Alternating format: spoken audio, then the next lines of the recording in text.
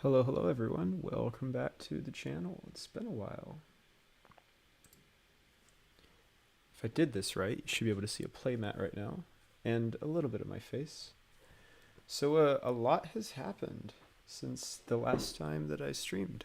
There was this whole bet, there was a tournament that I had to play something at because of the bet.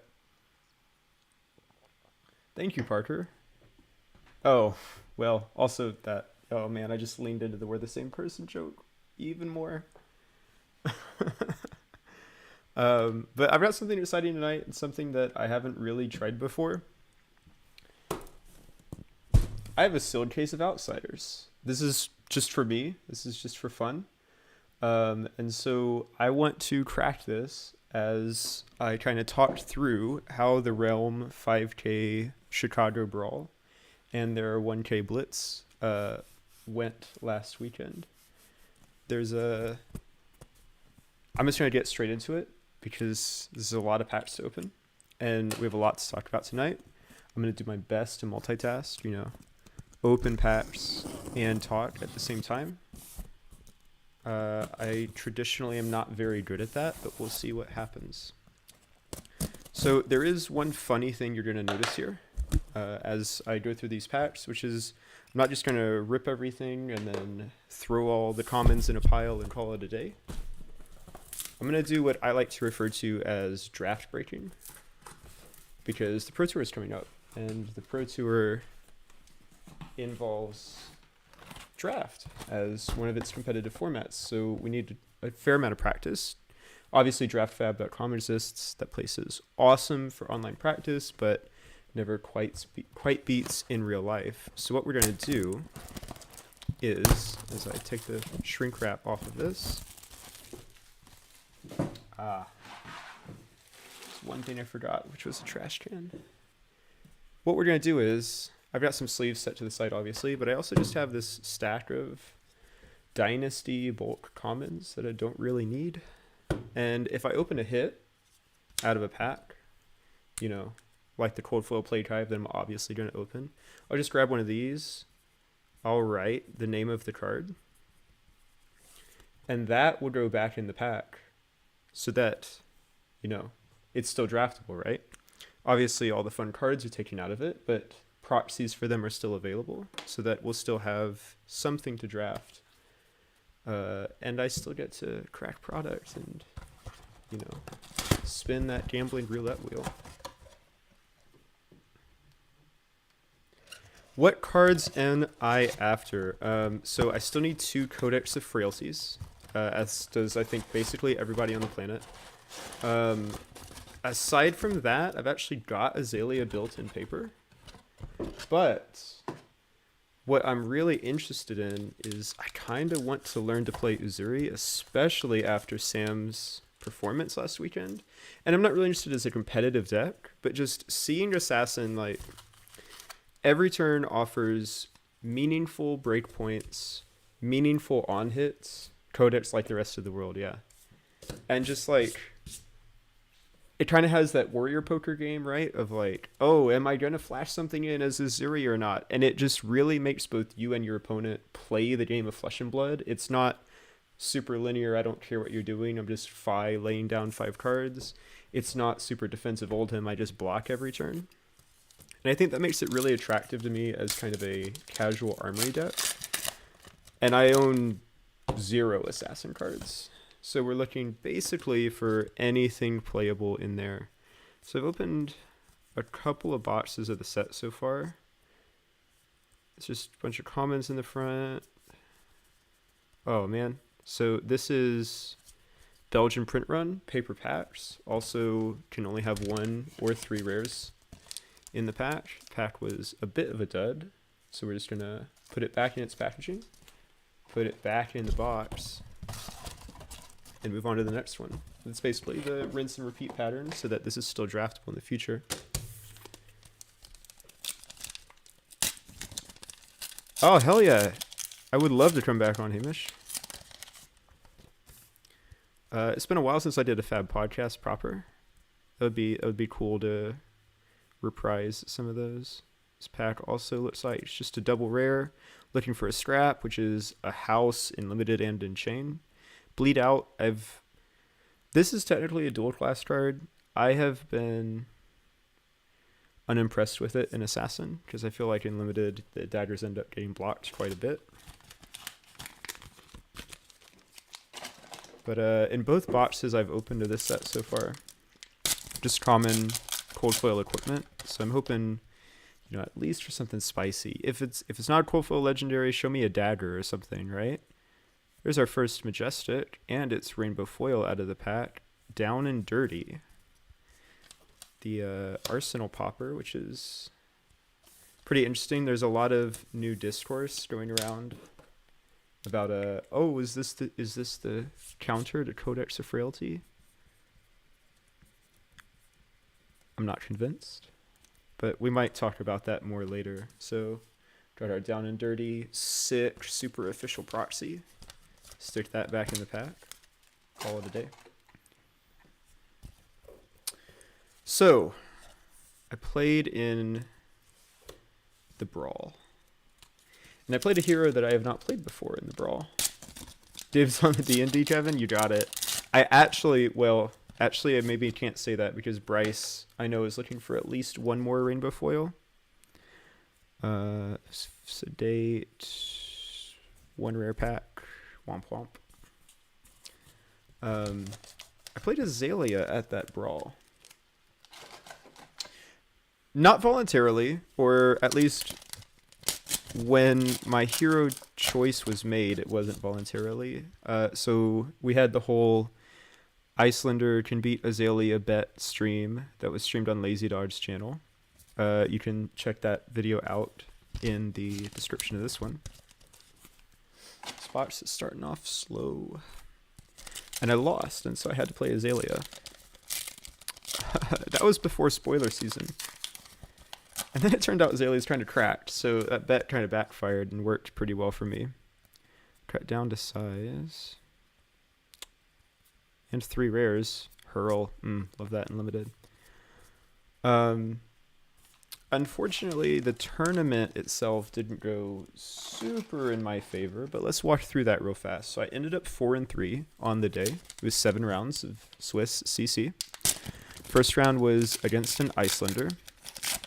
Matchup is, as we saw on stream at least once, right? Michael and Brody played, if not twice. Fletch a red tail in foil. We're doing a real good job hitting foil rares. There's a Majestic stab wound. Matchup is pretty severely Azalea tilted at this point. And that is very much so how that first round went. So we picked up the win there.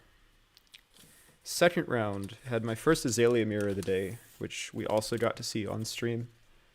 That matchup is miserable. It's very degenerate. It kind of just feels like who plays a combination of the first Rend the Ledger and Codex of Frailties more.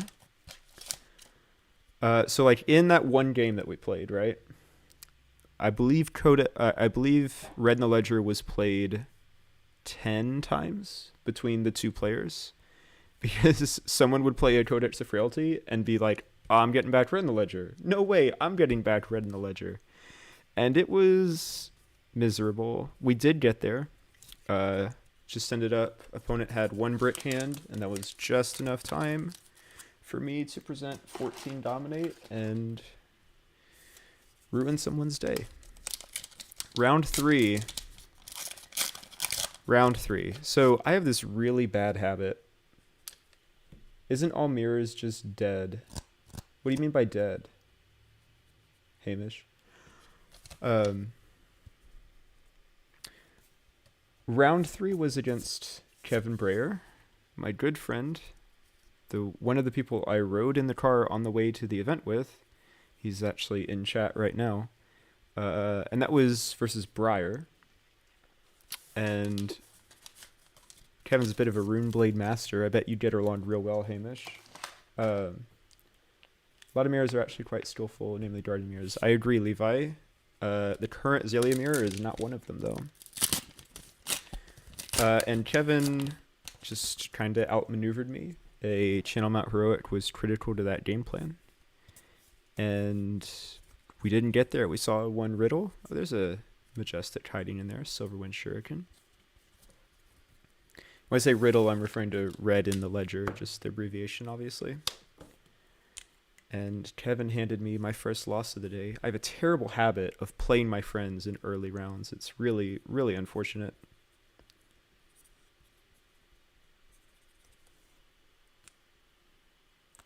Iyslander Mirror is definitely one of the still intensive matchups in the game. I love playing the mirror.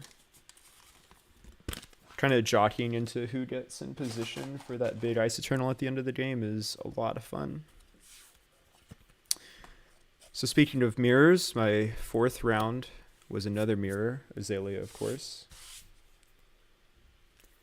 This game was obscene. I had naturally in the first cycle, I had the highest single damage turn cycle I've had in Azalea so far, which was something like double Rain Razor, triple Bolt and Shot, and there was a Premeditate in there too. So it was 25 damage, and I ended with an Arsenal Kiss of Ponder. It was obscene. So it was just basically a non-game, right? Like, opponent can't do anything about that. So that was a win. Didn't really feel like a game. Kind of felt bad because it was more solitaire than anything. In the 5th round, I played against Big Dragon Dromai, which is one of the 2 matchups I am terrified of. And it went about as you would expect. Dromai saw all of the D-reacts at the perfect times and was a very disciplined player. I believe it was Aaron Chance, like out of the Toronto play group. Very disciplined player, very good at arsenaling D-reacts and not being too greedy at overcommitting to the board. Just wasn't a particularly close game. So that was my 2nd loss. There's a foil equipment, but it's rainbow foil, a blade cuff. On a bit of a Majestic dry streak right now. That was my 2nd loss, which put me out of top 8 contention. After this point, I'm playing for top 16, trying to cash out. In the next round, I play against a Phi, which I was really happy to see. I think it's one of the more favored matchups. And to give you an idea of how favored it is, Phi had the giant pop-off, Flame Call Awakening, not double burst. It was a lava burst, link smash, salt the wound. I'm so grateful you avenged me, Levi. That game was sick. Very skillful play from you to maneuver that game for sure. And after that turn against the Phi, I believe I was down 17 life. And I said, okay, are you done now? Because you're not going to have a turn for the rest of the game. And managed to make the comeback from 17 down. This is kind of interesting. Oh, no, Infectious Host is a rare. I thought it was a common. This is just a three rare pack. So we got there against Fi. Just a combination of Red in the Ledgers and Remorselesses. I think I ended it off with a Dominated Infecting shot. Turns out Fi just really doesn't block well. So that puts me at 4-2. One more win, and I'm right around the bubble for top 16. Man, the cold foil in this box is hiding from us. Well, it's only 3 Majestics in. It's okay. Plenty of case to go. Need one more win to top 16. Sit down for my last round opponent. And it's Oldhim. So you know how I was complained about Big Dragon Dromai earlier? A very defensive Oldhim. There is a Majestic. Knives out. We're hitting all of the ninja cards. Oldhim, specifically the defensive variants, we're talking like 7 staunch responses, which was miserable, is my other really terrible matchup.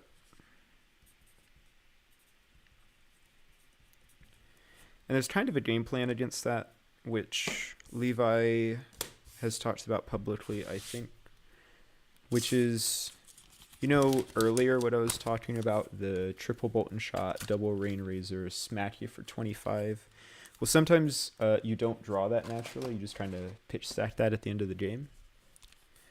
And allegedly, that can get over Oldhim's defenses. But turns out I am not very good at pitch stacking Iyslander yet. And so, unfortunately, did not get there in that game. There is my second right-facing Nerf Scalpel. Interesting. Oh, there's our cold foil. It's Fleetfoot Sandals. Yay. Big sad. So he didn't get there against Oldhim. Knocked me out of top 16. Ended up 4-3 on the day, which, to be honest, for a hero that I've been playing for a month and is as complicated as Iyslander, we take those. We take those. I upheld my part of the bargain. I played Iyslander at a pretty major tournament, and we did all right. But the next day was the fun day. Sunday. Well, I'm skipping over one small detail, which was, so we're at 5 Majestics. That's probably the box. These last few packs are probably dead, but we'll open them just because. Saturday night was the, what did they call it? The speakeasy party that the Realm Games always throws in association with their big events. It was at Putt Shack, I believe it was called. It was like indoor neon lighting mini golf. And that was an excellent party. If you ever go to one of these Realm events in the future, highly recommend. Yeah, can't complain at 4-3. Thank you, Hamish. I think chat might be a little lagged. We'll worry about it later. Speakeasy was awesome. Highly recommend you check it out if you are at a Realm event in the future. And then the fun part happened, which was Saturday. Wake up Saturday morning. I get to play a deck of my choice again. And I mean, obviously, I'm going to play Iyslander. That's like the thing I do. Look at the frame around my name on screen. And moreover, it's Blitz. So this is a 1K single day Blitz tournament. Which Iyslander is kind of cracked in Blitz. If you haven't heard, they gave us this card called Stormstriders back, and that was a mistake. This Blitz event was, I want to say, like 34-ish people. And it was one of the most stacked 34-player Blitz events I've ever seen. It was just like, you know, sitting down in round 2, and it's like, oh, there's Daniel Rutkowski, and there's Isaac Krut. I thought this was like a casual Sunday tournament. But we can run through the matchups really quickly there. So I played my Arcane Spam Iyslander. It's my own brew. I'm really, really high on the deck. Here's my hot take. They've banned so many things out of Iyslander and Blitz. But with the printing to Dynasty, she's actually better than she has ever been in Blitz. This is the best version of Iyslander. And I'll talk more about that later. My plan, actually, instead of a stream next week, is I'm going to work on a little deck tech video to talk about specifically the Arcane Spam list that I played. So, round 1. Played an Iyslander Mirror. It was against Corey. Don't remember your last name, Corey. Excellent guy. Really, really cool dude. He got 3rd at the Blitz Battle Hardened, I believe. So, like, definitely knew what he was doing. Hey, welcome, Anthony.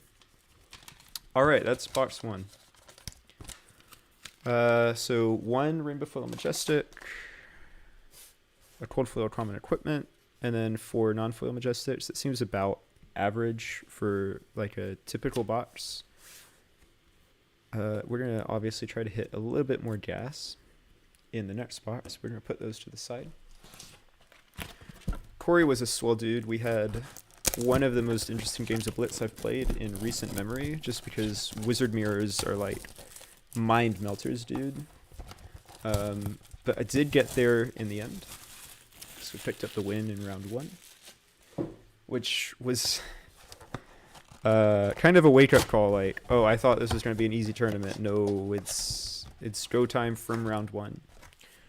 Round 2 was Talishar Boost Dash, which I was really scared of sitting down across from, just because my list isn't... My list is very arcane heavy, and Dash traditionally... Man, this is just a mess of packs, huh? Dash traditionally can play AB3 very easily, and has a lot of resources in the deck. But I had a turn 1 Channel Lake Frigid that really slowed things down and let me kind of get a foothold in the game. And we converted that win as well. In round 3, I actually got paired against Isaac Crute on Fuseless Lepsy, which was very cool to see in Blitz. So in Constructed, that's a hard matchup, right? Because Lepsy can throw out a ton of damage in the early game, and be robust to like a Frostbite, but doesn't really have the resources to pitch to Arcane Barrier. Well, in Blitz, when there's 20 health, not being able to pitch to Arcane Barrier is a big deal. Hey, there's a Concealed Blade. One of my favorite arts in the set, just like better lunging press. Needed a couple of those for Azuri, so now we're on the right track. But yeah, in Blitz, against Wizards at least, I don't think the Fuseless Lepsy converts quite as well, because I just can't afford to pitch to Arcane Barrier ever. And it makes for a really painful time.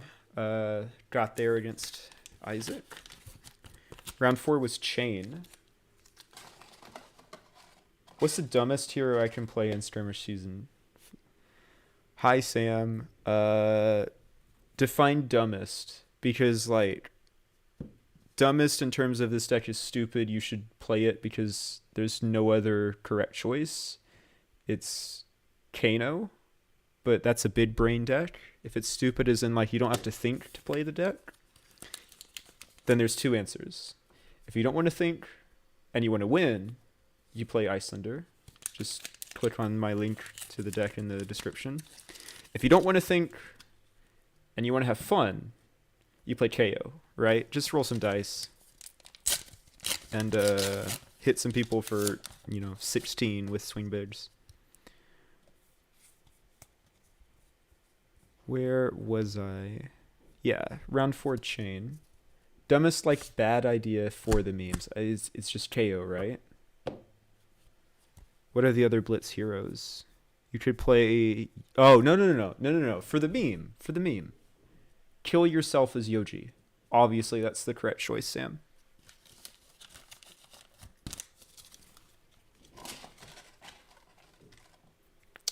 Reiner is an excellent choice in Blitz. Pretty good at punishing the wizards, right? Because they've got 2 turns, or else they just get intimidated out of the building.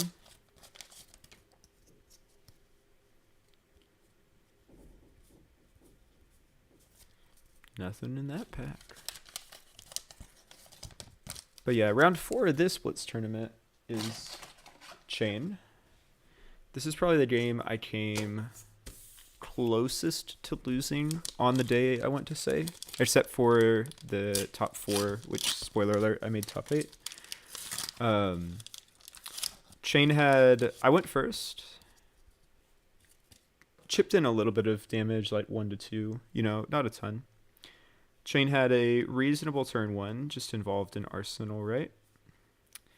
And then I got in for, I think, 5 more arcane damage. He didn't prevent anything on my turn 2. And then on Chain's turn 2, he leads with Art of War. Art of War is a very good card in Chain. And I looked down at my hand, and I had... If I wanted to commit to trying to kill on that turn, I had lethal if he went to 2 resources available and nothing else available. There's another Rainbow Foil equipment in Seeker's Mitts. Really pretty. Very good and limited. And would you look at that? Chain went to 1 resource floating. Swinging Rosetta, threatening lethal. And I got to do the wizard thing. I should probably... sleeve this concealed blade, shouldn't I? I got to do the wizard thing and say, oh, actually, you know, Uno reverse card, you're the one that's dying. So we got there against Chain. Round 5 was the last round of Swiss. At this point, I'm 4-0, playing against the other undefeated for first seed in top 8. And it was a very aggressive Oldhim. He presented AB4 and just tried to... There's Cold Foil the box. Master Shifting Perspectives. Big sad. We're going to open something interesting, I promise. Cold Foil Nerve Scalpel in the next box. It's a Cold Foil. I don't have to make a replacement card for it. Yeah, Oldhim tried to punch me in the face every turn. And the game lasted 3 turns because he could not afford to stop my Arcane Barrier while also punching me in the face. So we're on to top 8. Things are getting exciting. It is a 1K, so we know we're in the money at this point. And actually get a repair against the Chain that I played in round 4. I get to choose to go first because I'm first seed. Chain does not have Art of War on turn 2. And I once again present lethal on turn 2. The game was so fast that the judges thought we hadn't played the game. Like, they walked over seeing the rest of the top 8 play and be like, y'all are going to start? And we're like, oh no, we're already done. It was... Iyslander's stupid in Blitz. That's all I can say. In top 4, I played another Iyslander mirror. And this was... If the Chain in Swiss was the closest I came to losing, this was the second closest game of the day, I think. And talk about close. This was a long, drawn-out staring contest, like all good wizard mirrors are, of just like, I poke you for 1. Okay, I poke you for 1. And Nourishing Emptiness was the tilting point, turns out. A card is really good in the mirror because they don't have any armor, so it's guaranteed to get 3-ish damage through. And it leaves 1 floating if they try to arcane you. And you draw 5 cards. Like, it does everything you want in the mirror. Man, we're on a bit of a dry streak in this box, unless I talked over a Majestic. That puts me into the finals of this Blitz 1K, which is really exciting. Like, the deck has just been feeling really smooth all day. And I end up getting paired against Mark Johnson, aka Mo Bodesley, on most social medias. Friend and teammate of mine on Team Ascent. So as Ascent, we actually lock up, you know, the first and second place invites to the Realm 20K at the end of the year, which was really exciting to get that knocked out of the way at the first big Realm tournament. And we've been playing for hours at this point. It's like 4 p.m. on Sunday. We look at each other. We're like, we're teammates. The difference between first and second place is like $100. Let's just split the money. And so ended up splitting the finals and walked away with a good little payout, a Realm 20K invitation for the end of the year, which I'm super excited to play in that. And a good time, a lot of fun was had. So it was a pretty successful tournament. We went 7-0 in Blitz, 4-3 in Constructed, and had a lot of fun. Opening these boxes, on the other hand, has not been super fun. Hey, there's a collapsing trap. That's a pretty good Majestic. It's a house in just about any format you can get it off.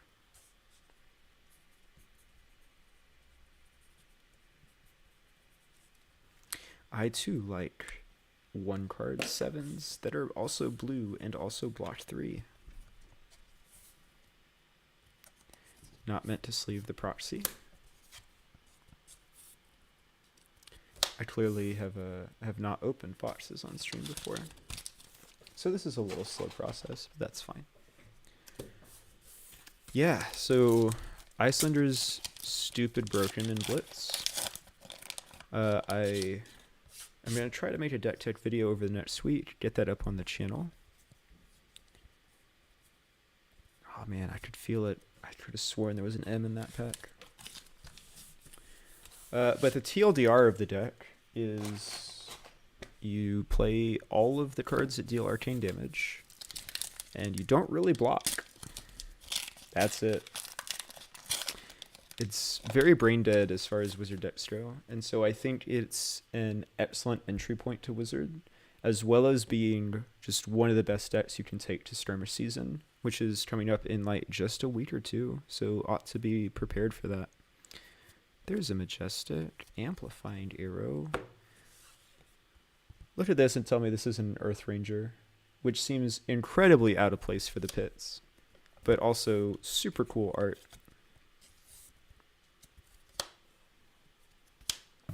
I think there was someone that tried to do the math on like how big can amplifying arrow actually get, and they ended up with like 230 damage or something. But of course it involves silly things like, oh, and then your opponent plays all 3 of their Rain Razors, and it's like, okay, well, this isn't actually happening ever. About halfway through the box, we've probably hit most of the interesting cards.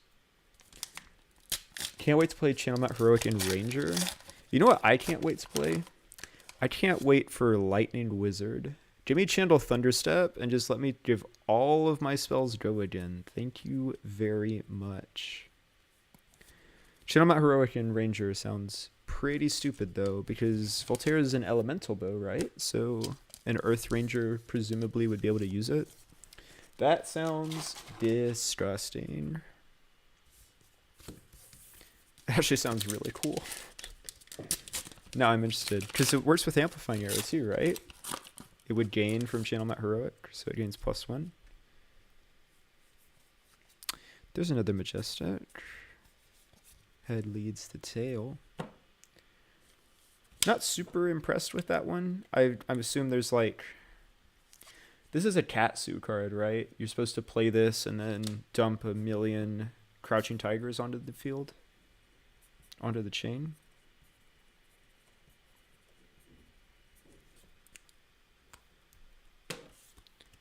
Presumably that's how that works, at least. But as far as like summarizing my thoughts on the weekend, it was one of the best run tournaments I've been at.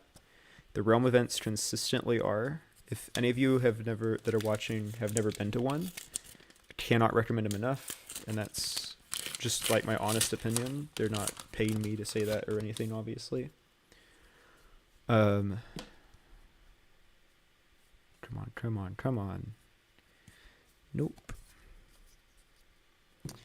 As far as the meta at the event, right? Because this was the first major constructed event of Outsiders. I mean, it was a day after Outsiders release.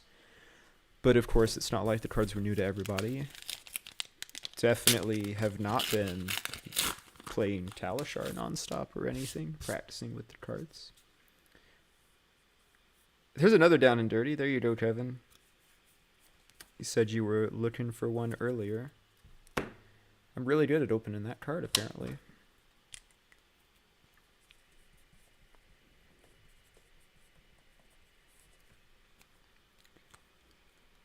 So, Dromai was the single hero that was most represented.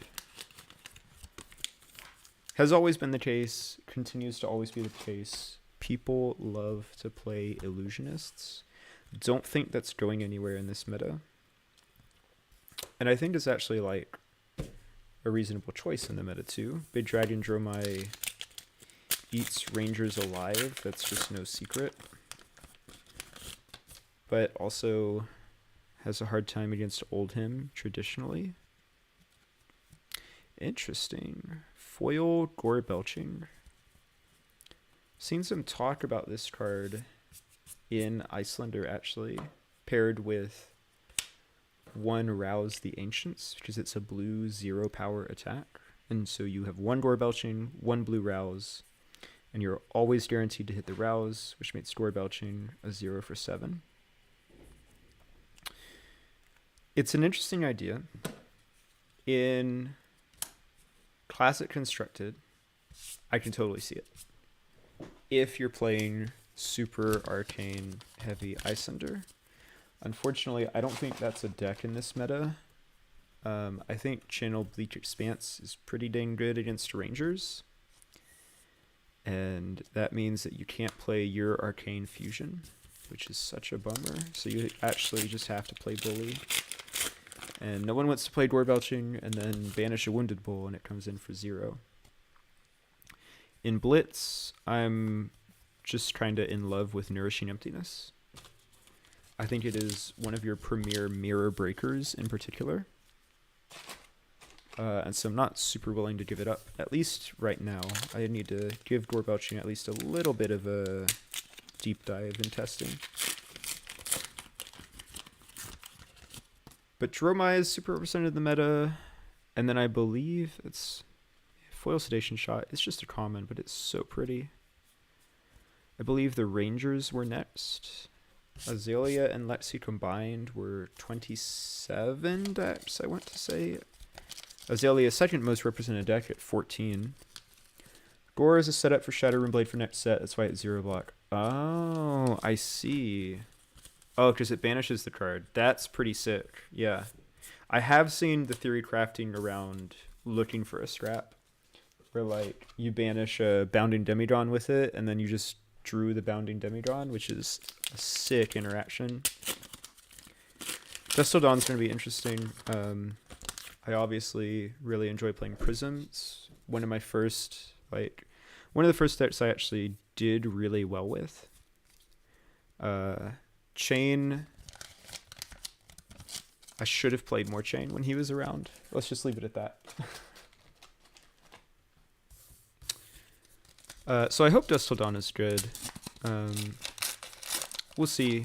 Supplemental sets tend to be very hit and miss in this game, which is kind of unfortunate, but my hope is that they have enough good light cards, especially, and shadow cards, especially for like Levi and Bolton. Give them some love, man. We know there's going to be the Runeblade and Illusionist in it, but what I really want to see is, you know, Bolton and Levi get the Ranger treatment from Outsiders. I'm so glad you're building a Yoji list, Sam. D2D, I'm going sleep mode with getting boxes. It's gonna be a good set to open, especially with the surgical reprint in it. Like, the set already has so much value baked into it just from that alone, right? I got 2 foil common equipment in that box. Rainbow Foil Toxic Tips. It's kind of interesting. End the box on a 1 rare pack. Anticlimactic. We're halfway done. Not feeling super great. have a mix of good and mediocre Majestics. We have yet to see that Codex of Frailty I need. Starting to get worried. Rangers were like the second and third most represented decks. Combined, they made the first most represented deck this weekend. I think that makes a lot of sense. Some of that is definitely hype, right? But also some of that is just the fact that I think they're the de facto best aggro decks. In this meta, at least. Like, Lace with Blood Rot is a 0 for 5 go again. Card's just dumb. Lava Burst is 0 for 5 without go again, and you gotta work for it. The difference is kind of silly. Alright, can we not spill this box everywhere? Ladies and gentlemen, we got him. I'm starting to run out of space on my desk, though.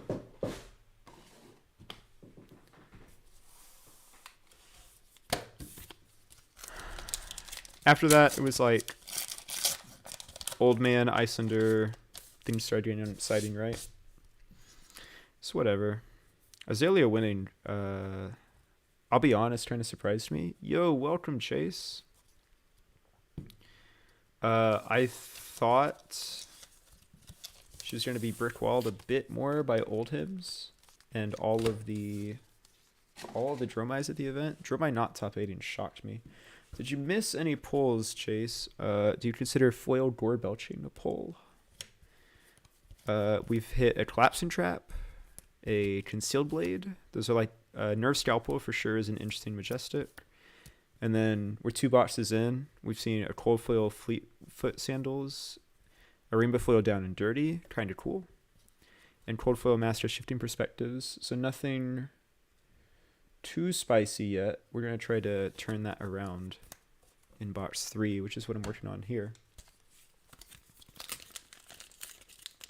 But no Dromai in top 8 was shocking. I know we saw at least a couple stream games of Dromai losing to Azalea, I believe.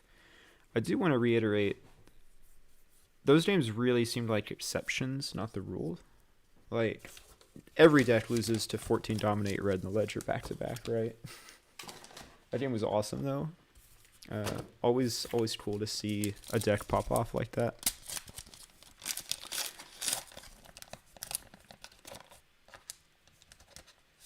Winning on a deck with bad matchups is easy. Just dodge the bad matchups.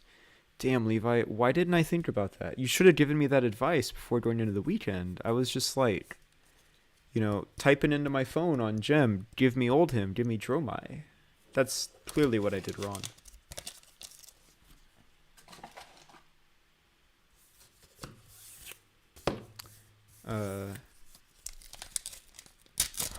But yeah, Ranger clearly, in my opinion, overperformed a little bit at the tournament.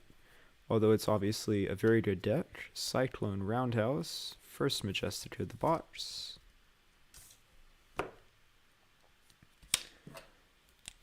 And speaking of overperforming,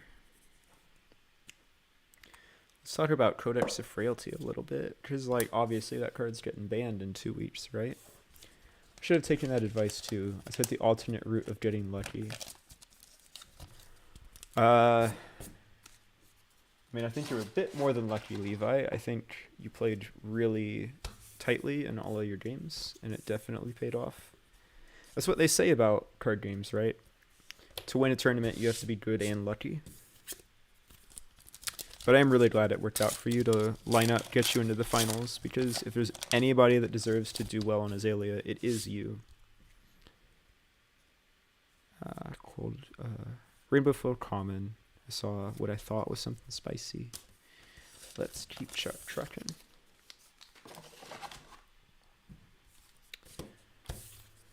But there's been a lot of talk on Twitter recently about Codex of Frailty. I think it was the first card spoiled in the set, funny enough.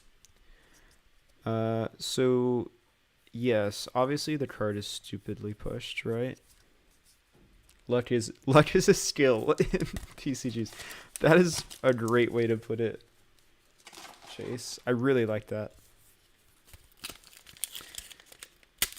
And so, you know, with luck being a skill, obviously one of the most skillful parts of the Azalea Mirror is drawing your codexes. There's a Barbed Undertow. It's card's been underperforming, unfortunately. Just trying to replace it with this Long Shot that definitely did not get power corrupt at all in Outsiders. So we knew when it was spoiled, Codex was a super push card. It's just on face says, like, you know, it's like a 0 for 4 plus draw card. Plus if your opponent plays something from Arsenal, it has -1. So we're close to like 8 value off a single card. Assuming that you can play around the discard, which turns out it's pretty easy to do when your cards cost 0. You just dump your hand and then play a 0 cost card.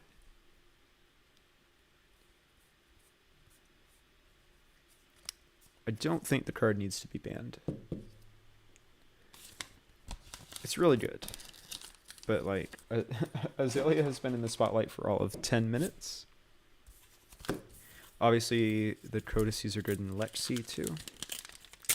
But I don't know, 3 Rangers in top 8. It's fine, guys. See, talk in chat about the IP penalty. That was obviously an unfortunate circumstance, right? Levi's totally right. Like, judges handled it very professionally and I think correctly. It was a real bummer to see. I know, because we were all rooting for Levi. It's a rough way to cap off the tournament for sure. But next time, right? Next time we get him real good. And obviously, like, don't misinterpret that statement. I'm not advocating for anybody to cheat. Please play Flesh and Blood cleanly, but long days happen and mistakes happen. But, you know, it is a competitive rules enforcement level event. You can't just ignore things like that.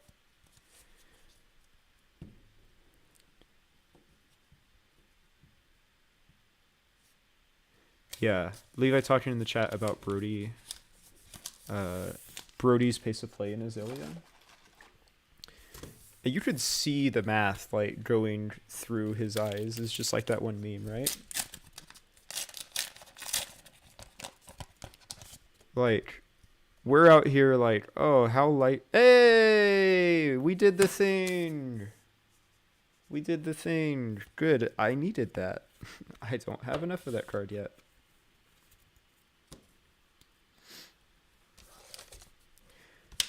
Look at this sweet hyperdriver that is now a Codex of Frailty.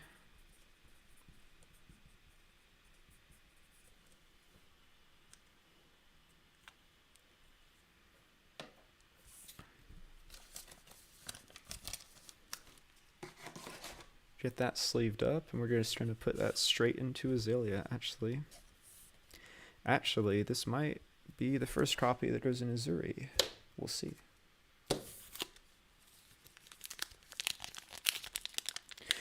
Yeah, Chase, your comment about we've had this set for 4 days reminds me of an interaction I had last week where someone was literally like, I'm so done with this limited format. Sealed sucks. And it's like, the set has been out for -7 days. Nothing is solved. Which was just a really funny interaction, I think. These cards are so freaking cool. The Fletch series, how they put different art in the cycle, Fletcher Redtail, Yellowtail, and Bluetail. Really, really nice touch, LSS. Yeah. Just reading through chat. It's hard to not root. It's hard to root against Brody, right? Dude is just like one of the kindest people in the world, and obviously very good at the game. He's in like every top 8 ever. Ooh, foil amplifying arrow, up there as one of the prettiest cards in the set. Can we see the foiling on this? Yeah, look at that. gorgeous.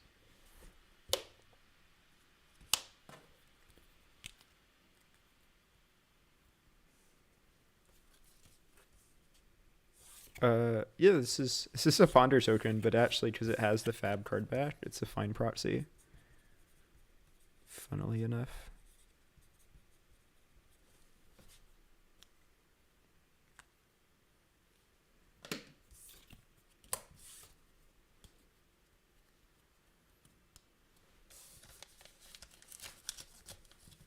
Yeah, basically everything. I don't think I've talked to Brody a ton, but everything I hear, he's just a really upstanding guy. He's young too, so like he's going to be killing these tournaments for a long time, which is really exciting and really depressing for us players that are not as good as Brody.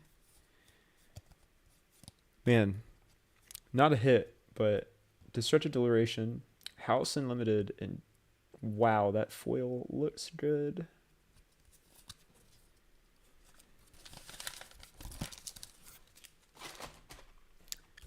Are we calling this box a success between foil amplifying arrow and codex? Because it's not the best.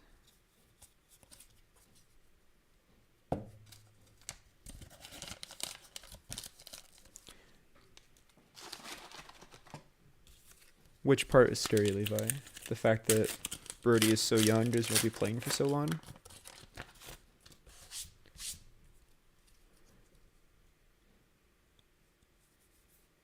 Ooh, there's a good pull. Found a Dishonor in that. Ooh! Look at that! Cold Foil Nerve Scalpel. That's a good hit. We take that. In the same pack as a Dishonor. Now we're talking spicy.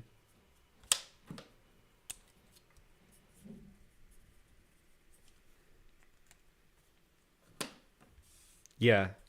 He's that good at 17 years old is scary stuff. All right, well, let me tell you what, that's going straight in Uzuri.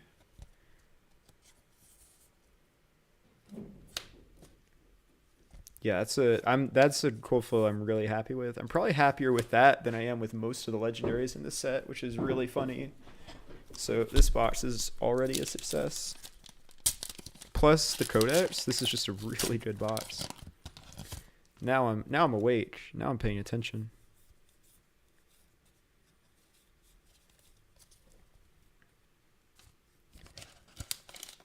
But for all the grumbling that's been going on about, oh, assassin pile, limited format looks sweet. I have not personally drafted it yet, which on one hand is totally reasonable, right? So it's been out for 3 days. But on the other hand, it's like, I wanna get in on the fun. There's another Knives Out. Ooh, double cold foil box. Have found a Fisticuffs, which is not super exciting, but any box with 2 cold foils, we take those.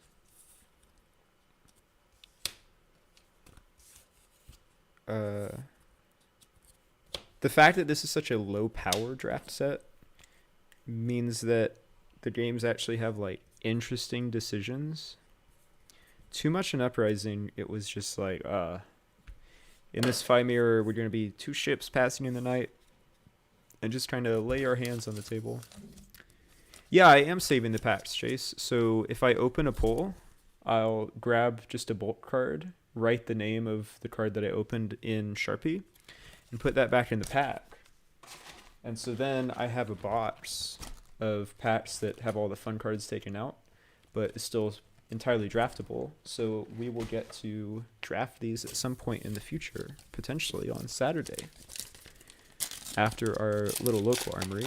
Chase is a local of mine, for those of you in chat unaware.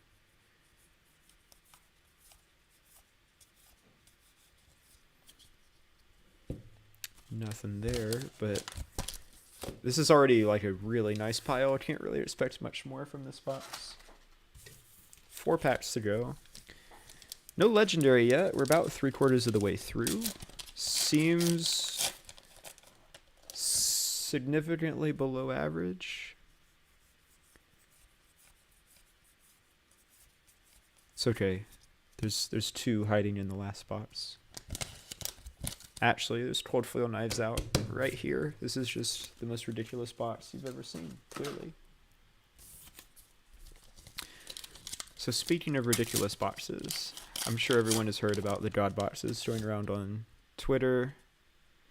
If you haven't seen them on Twitter, you probably saw LSS's statement on the collation issues.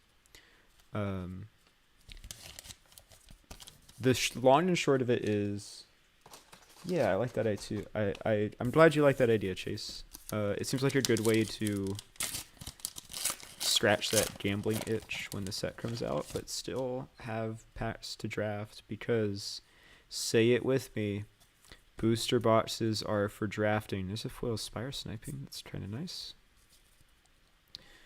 They're not for getting singles for your deck. You should just buy singles. Some famous YouTuber said that at some point before, but I think they're not a Flesh and Blood channel, so we'll just pretend like that was me. No, I'm just kidding. Go watch Tolarian Community College. Brian's great.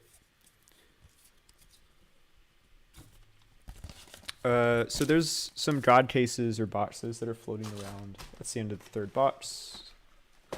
Pretty good pulls. It's actually like a silly good box.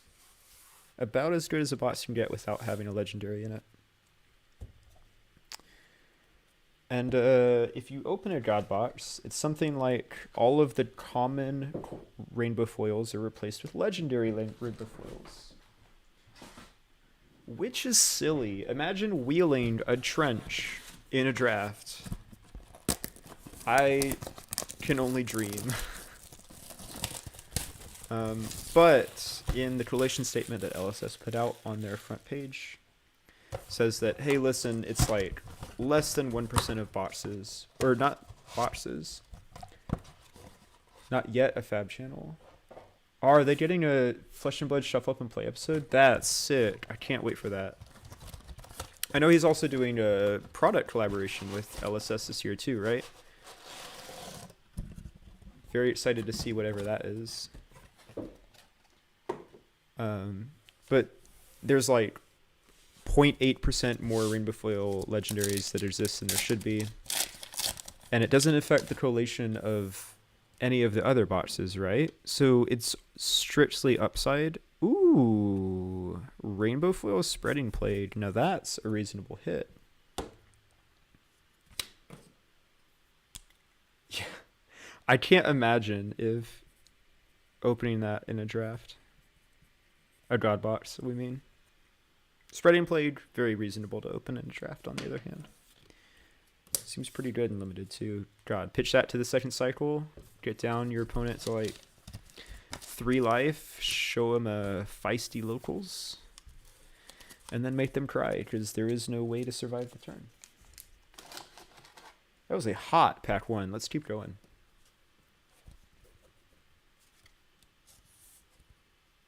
Still looking for the play drive.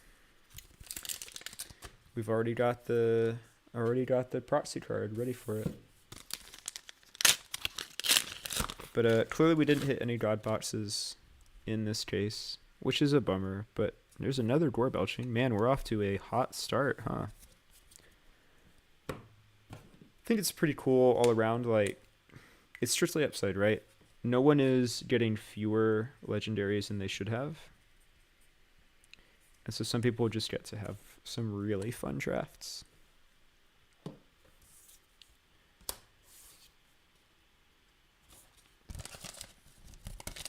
Well, we're at a dilemma. Because we're starting the 4th box. And I've exhausted all of the talking points that I wrote down for this stream. So what do y'all guys want to talk about?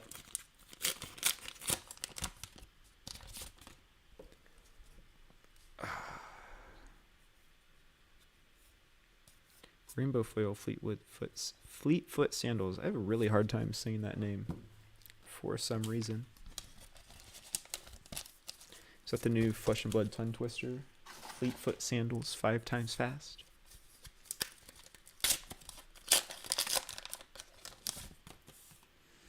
Can talk about why Iyslander is the best and Iyslander sucks. Man, it makes me... There's a Buzzsaw trap. We're just opening a bunch of Riptide cards today. It makes me so sad how bad Iyslander is in this meta. I just want to play my favorite hero at the PT. And Ranger's like, nah, no you don't.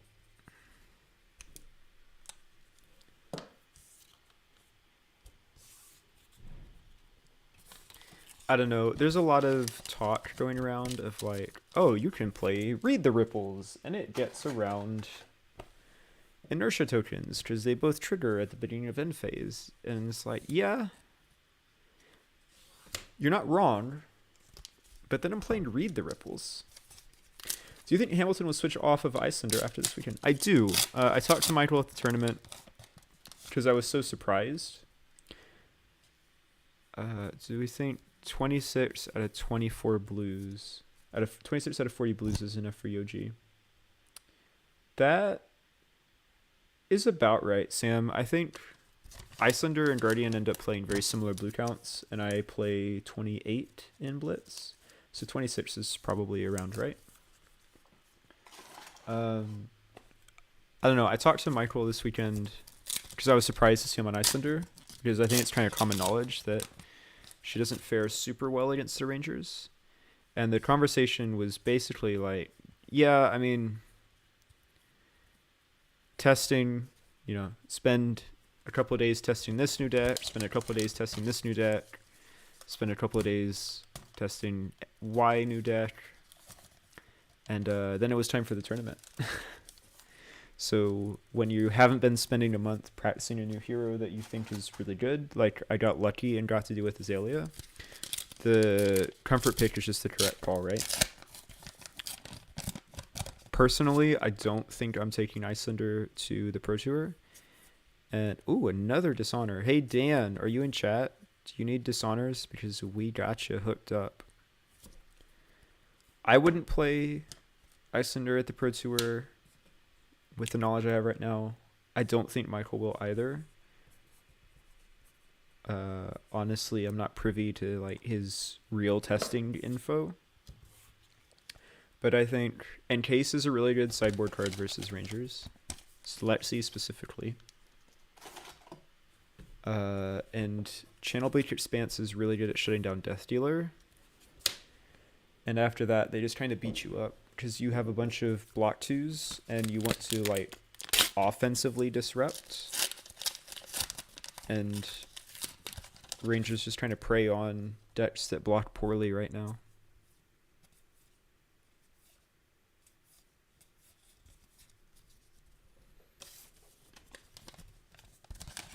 Wonder how many Rangers he faced in pools. Great question. So we know he beat Alexi in top 8. And we know he beat... No, he lost to Brody in top 4. Didn't he beat an Azalea on stream? Or am I crazy?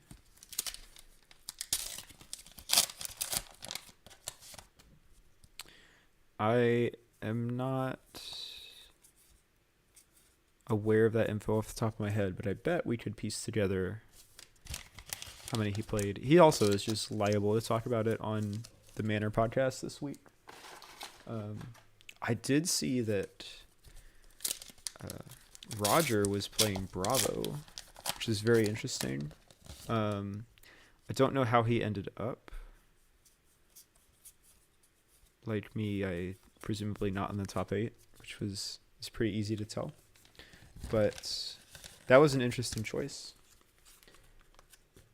Roger beat Alexi round 6 or Michael? Because I could believe you if you told me either of those answers.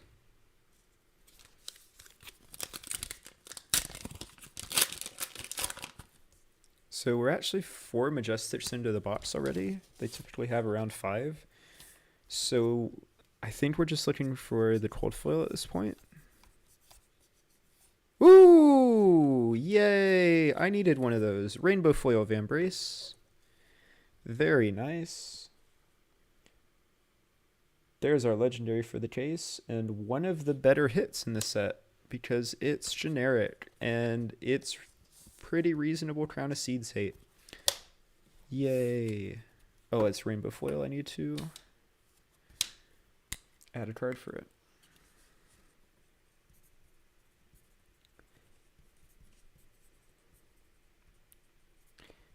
Yeah, I think it checks out that Hamilton beat Lexi twice in the event. The matchup is, in my opinion, not nearly as bad as the Azalea matchup. Just because she doesn't get to draw a card every turn, which makes her a bit less robust to Frostbite Disruption. Especially considering that those Fuseless lists are just so light on resources. But I also haven't played versus new Lexi since Outsiders. So I could be completely talking with no real basis to speak on. Yeah, I'm really happy with that pull. This case has been pretty reasonable, I think. Now we just have to open that plate hive.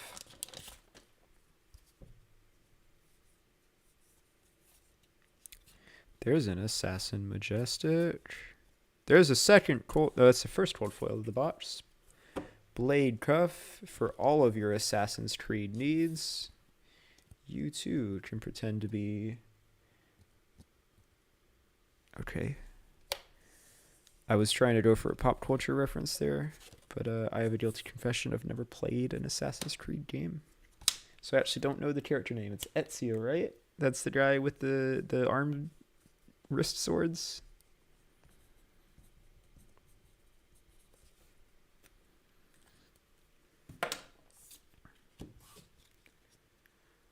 I think so, at least.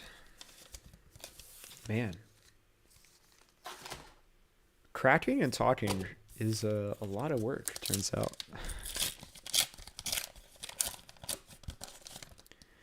We're about halfway through the box, and we've already opened a lot, so I don't know what more can be hiding for us in here.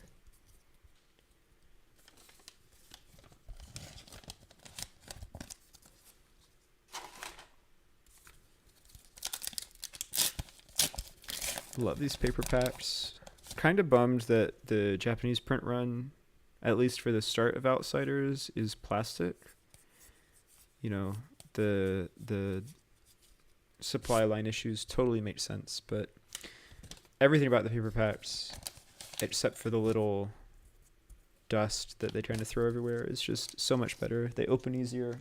They make you feel not like a total dirtbag for putting more plastic out into the world. And they seal back really nicely so that the packs stay together for draft in the future, which is a secret mega upside to them. Foil Wither. This card, talk about a card that has overperformed in Limited. Frailty as a token, not the codex. Kind of fine in Constructed, only really relevant against some decks. But damn, they designed the set well, which is that all of the weapons are 1 power, and the class that doesn't have 1 power weapons plays exclusively out of Arsenal, or almost exclusively out of Arsenal, so this actually has felt super impactful in the limited environment. Just really good set design there. Yeah, I think box may be dry from here on out.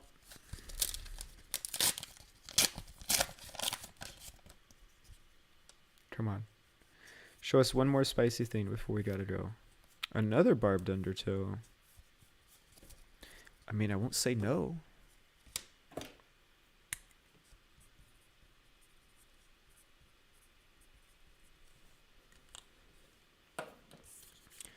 Throw that back in the pack. Repackage that. Get a sleeve on this Majestic that no one plays because vanilla arrows aren't very good. I could see it as like a one of knock target. Frailty was working overtime at pre-release. I thought it would be the worst. I also thought it would be the worst, and I was wrong. Foil Infecting Shot. Just Ranger staple. I like 1 for 8s. Do you like 1 for 8s? I guess it's a 2 for 8 if you pay the extra 1 to put a aim counter on it. 1 for 7's also good though. We play strictly better Critical Strike. Red Death Touch. Talk about a card that overperforms in limited. Card is just straight gas.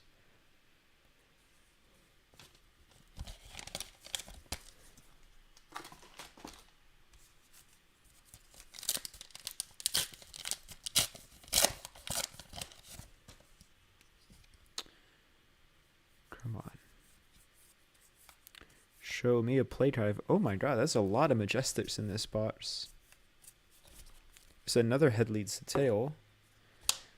I'll be honest, can probably just leave this one in the pack. But we're going to be thorough. I don't know why I wrote that so vertically. Just one word on top of each other.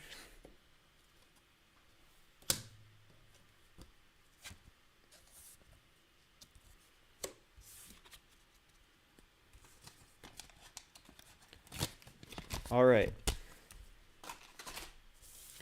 This is it, guys. Guys, gals, and everyone else. 3 packs left. 1 of each hero. That's kind of cool. Start with Riptide. As cool as Riptide is, I think he's the hero in the set I have the least interest in playing. Just, I'd rather be playing Azalea, right? Like, Dominate is a hell of a drug. It's a foil Razor's Edge. Limited House. And beautiful card. That wasn't it. Maybe it's an Arachne.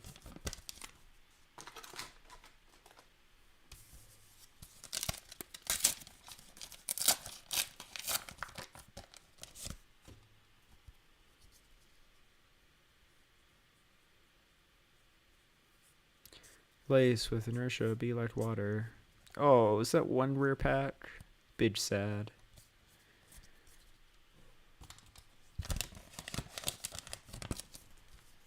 Alright. I predicted it at the start of the stream. Last pack magic. I'll be honest, I'd take just another Codex of Frailty at this point.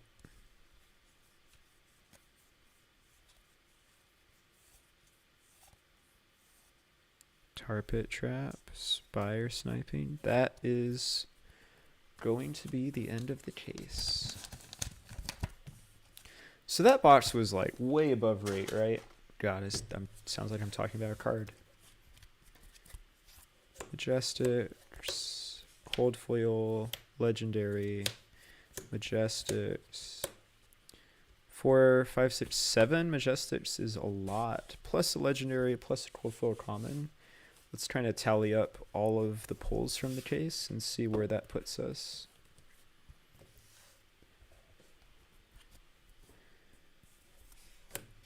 We've got Cold Foil Commons, the 1 Legendary, Rainbow Foil Majestics, regular Majestics. It's a good little stack of these first 3 boxes. Any gameplay tonight? Yeah, we're kind of not gone very long. I might hop in and play a little bit of Blitz. A little bit of Blitz, maybe. What do y'all want to watch? We could do CC as well. If you just want to rip the Azalea list that Levi and I played at the Brawl. I don't know that I can like intelligently commentate on that one though. Man, I forgot about the Cold Foil Nerve Scalpel. This was a good case. Amplifying Arrow. Codex is a hit unto itself. We're just going to set that to the side.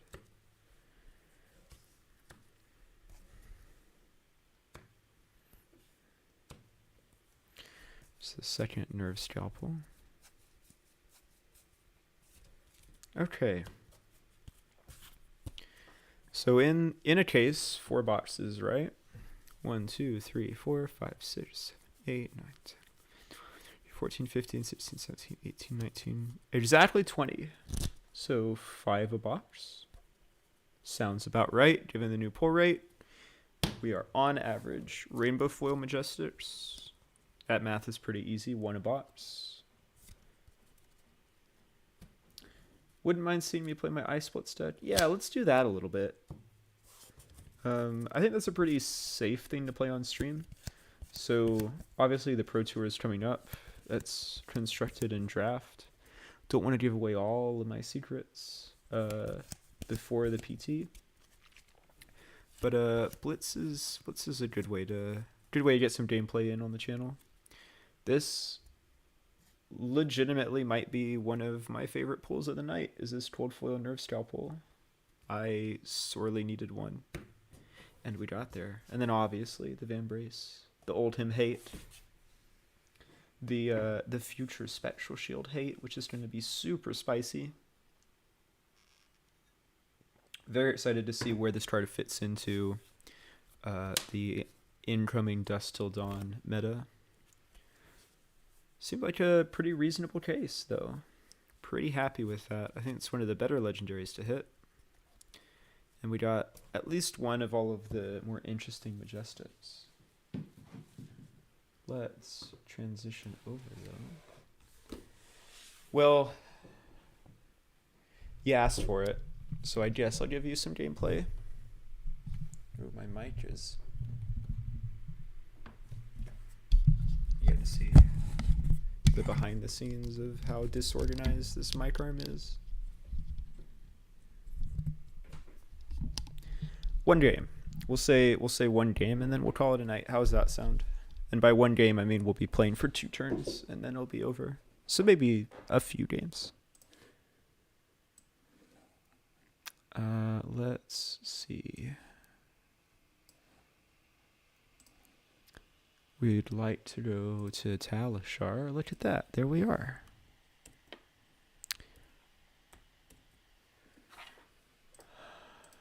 Arcane spam, as I lovingly call it, because all you do is just public competitive blitz. All you do is just play arcane spells until your opponent's dead. Let's get adjusted a little bit here.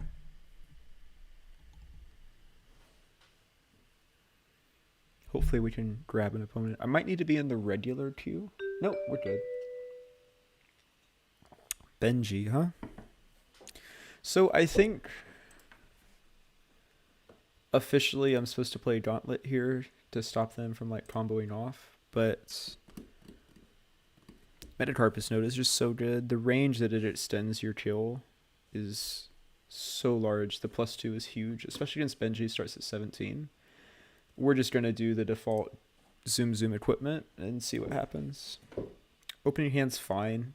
It's just like Emeritus for 4 +2 on our opening turn.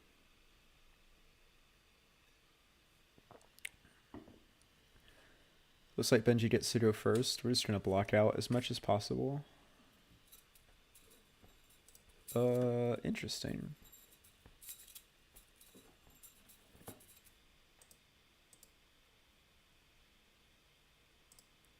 How can I... Yeah, there we go. Opponents. Starting with the good old turn 0 Art of War. Oh, this is Benji with all the new cards. Outsiders is legal. How about that? I hadn't even thought about that. I've been so used to just playing regular old, not competitive queue. So this is... Go again, banish draw 2. Oh, that's cute. So I just can't block it. I might be in trouble for not bringing Ironhide Gauntlet like I was supposed to do.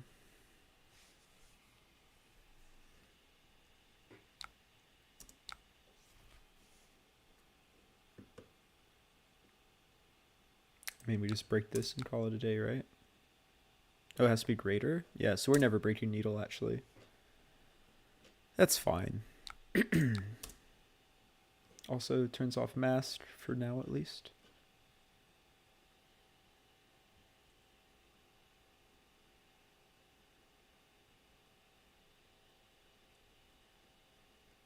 They brought Vest, turn 0?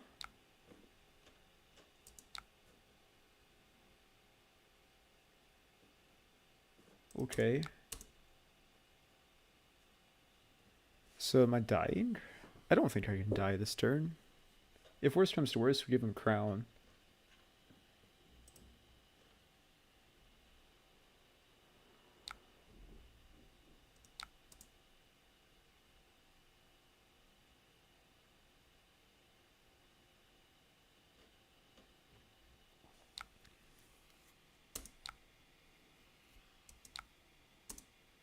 Okay. So they can't combo kill us this turn. They've gone down to 1 card in hand. Which means that even if this is their spec, it's only ever for 2. They can't razor it. It is. Yeah, so I just give you my equipment. Probably want to sink Cold Snap here. Yep.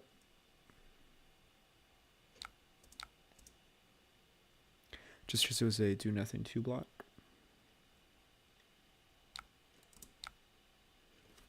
Perfect. Now he gets to play Ice Bolt. There's no difference between either of these putting them in Arsenal. We're never triggering Surge. They are the exact same card, just with different names. So we get to play 4 copies.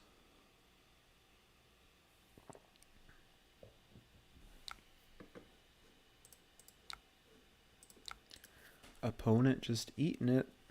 Seems wrong.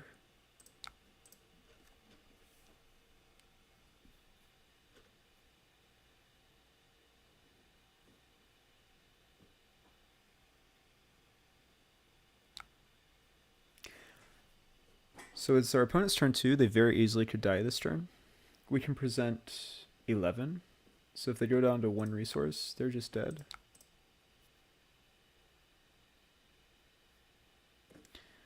This is for 5, 8, 11 off of 2, 4, 7 resources. So we actually can block with Aether Hail and still present the full 11 back.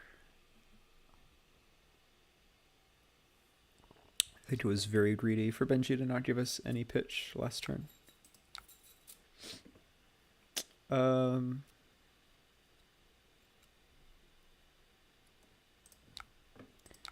Yep, we ought to conserve the life.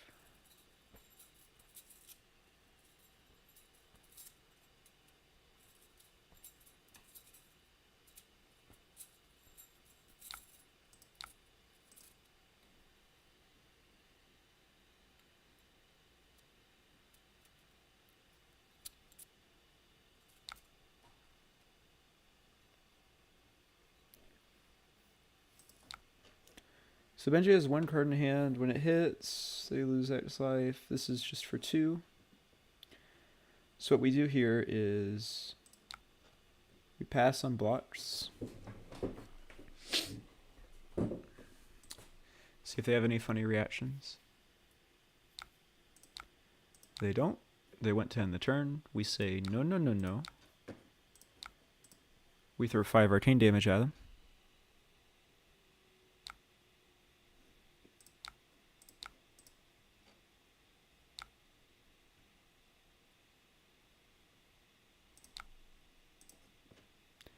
On our turn, we present 6 more. And then we probably just stride in and kill them next turn. Depends on what we draw.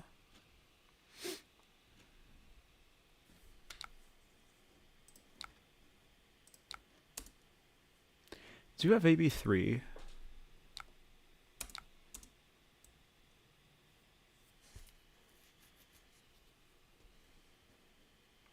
But they have 3 cards in hand and we have 8 arcane damage in hand. Game's just actually over.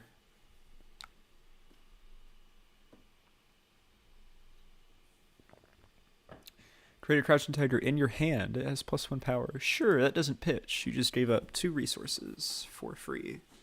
Making my job easy.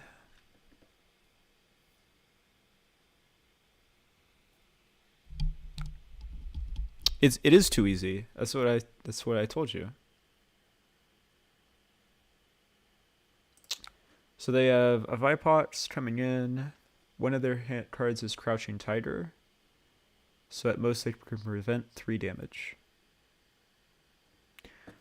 Last time I checked, 5 plus 3 is equal to 5 plus 3. So we actually just win. This also doesn't have go again. Are they about to flip this? GG. Let's stop letting them pretend like they're in the stream.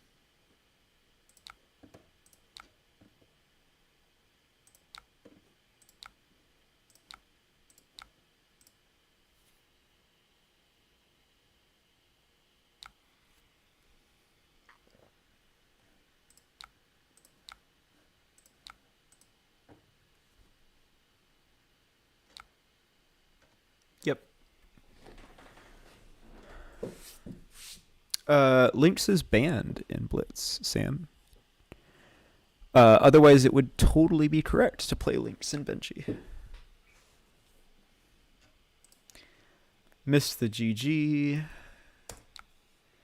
Deck is relatively salt-inducing, so I totally get it. We'll do one more, because these games are so short. This is... I could get used to this as a future stream, though. Just Iyslander Blitz, boom, boom, boom. 10 games in an hour. I just wanted to demonstrate the turn 2 kill. Oh, fuck. Excuse me. Sorry. This is gonna suck. We play Hope Merchants, just if we draw 4 reds, we lose. Can you quickly go through equipment choices if we haven't already? I can, yeah. Crown of Providence is a default. The games are so fast that you want to draw a perfect hand every game, so you typically just block with Crown on turn 1 to fix your hand as much as possible. Yoji Shirley is not banned in Blitz. Spellfire Cloak, the games are so fast, so you just want a free resource before Tunic. Against Kano,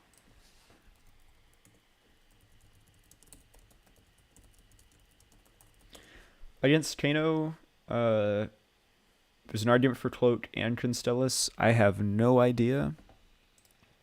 Nodes, obviously, just get that AB4.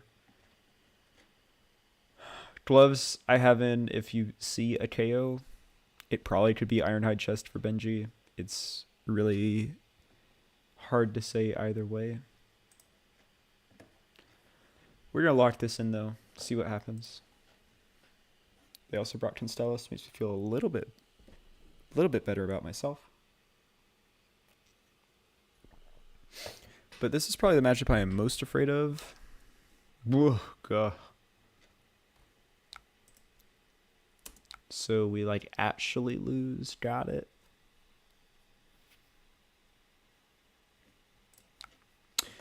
We want to keep scolding over quickening here because they're gonna Arcanist presumably, which means the 1 blue that we pitched to scolding gets converted into a Constellus value. But I think with turn 0 nourishing, we probably just lose. We draw another red. This is bad, guys. This is really bad. So we're going to do we don't want to end with a red in hand. So we're going to pitch this now and let our opponent think that we're red flooded. What matchups do I play Pecan? Blocking all of it. Pass. Didn't think I'd get that far. That's a great question. I have no idea. Providence is just so good. Like, I added Pecan because, well, you're Iyslander. That's what you do, right? I don't think I've presented it in a game in quite a long time.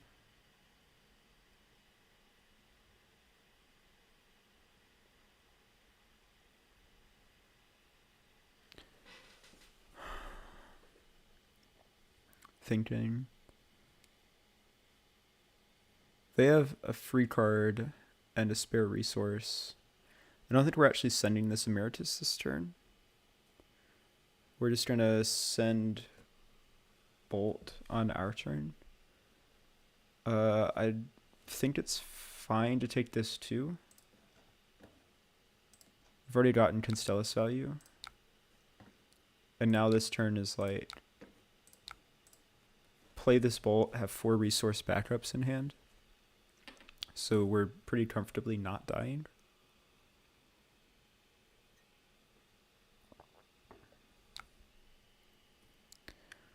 Heart of Ice for Kano is a fine... It's fine. Go from 13 through 2 resources with 3 cards. Nope. He's already got Constellus value, so this is just... But Alluvion is almost as good, and Alluvion is what you definitely want in the Iyslander matchup. So... I don't know.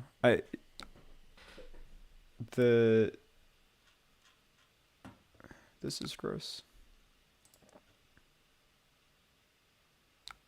Oh, actually, this is just like fine, right? This is really... No, never mind. We're in a good spot here.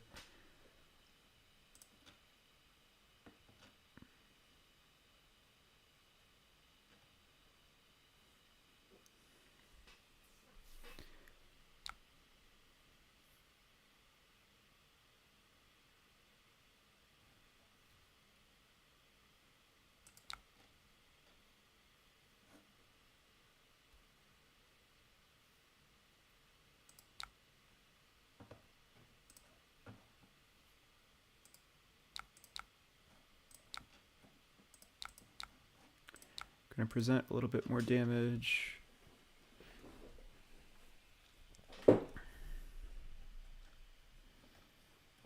We're both getting really low now.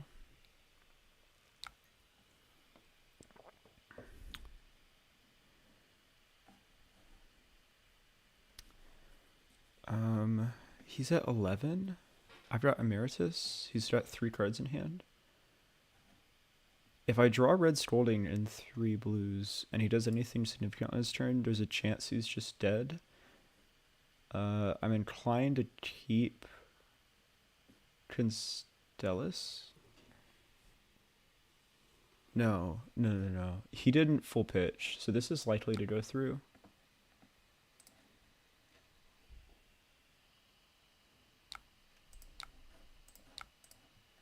And if he goes to 9, we're really talking about killing him next turn.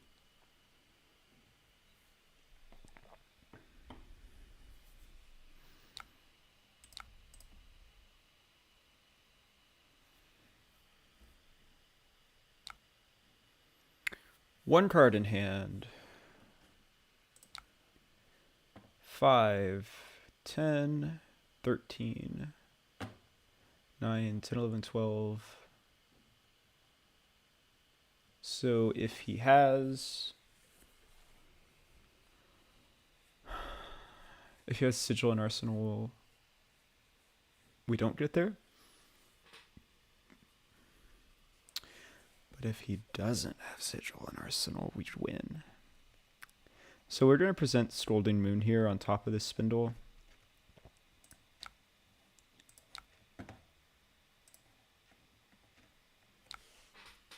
For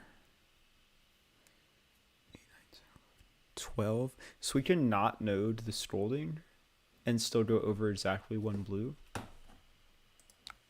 And this means that we don't have to commit to giving up nodes depending on how he pitches for this. He activates Constellus. Uses Moon. We respond with Moon.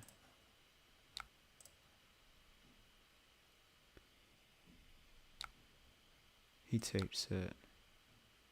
Oh, he's super dead.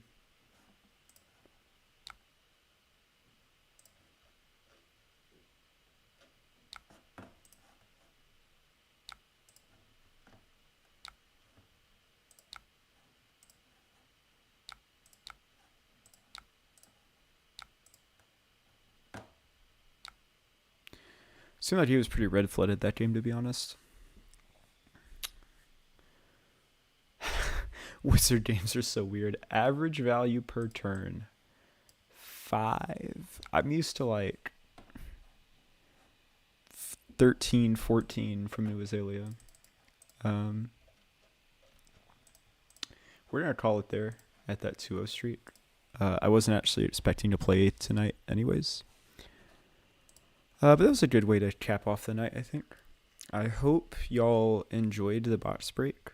I hope y'all enjoyed me rambling about the Realm Brawl. It was, like I said, ton of fun. You gotta be there for the next one. And that was a pretty fire case. Pretty happy. So I'm gonna go sleeve up these cards in their forever home depths, and I will catch y'all next week, hopefully with a deck tech for this Blitz deck that we just saw on stream. Yeah, I'm glad that you could stop by live, Levi. It was a ton of fun having you in chat.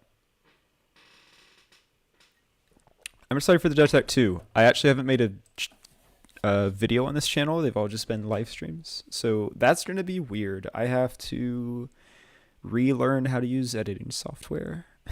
It'll be fun though. All right, I'll catch you guys later.